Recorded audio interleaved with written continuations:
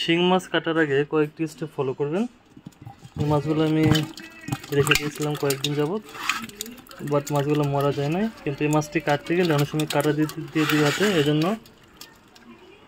আপনারা কী করবেন, শিং মাছ কাটার আগে লবণ নিয়ে নেবেন।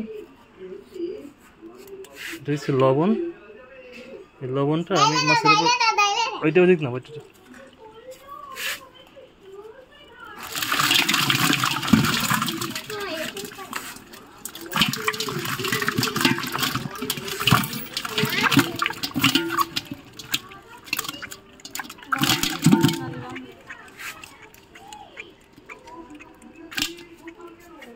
দেখতে পাচ্ছেন লবণ দেওয়ার কারণে মাছগুলো কীরকম করতেছে।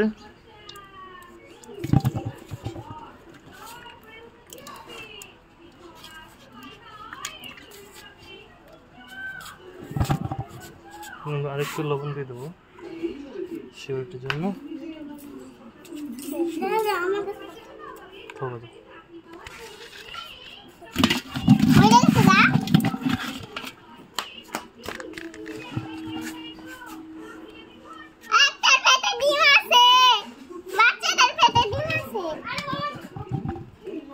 এখন পর্যন্ত মাছগুলো নাড়াচাড়া করতেছে, তার মানে ভালো মতো মারা যায় না এখনো। এদের কাটতে গেলে কাটা দিয়ে যেতে পারে।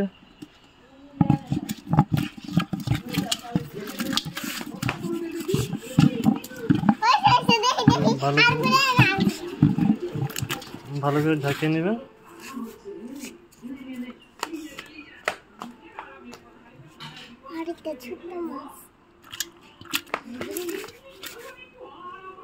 এতটুকু লবণ দিলাম, এখনো মাছটি মারা যায়নি।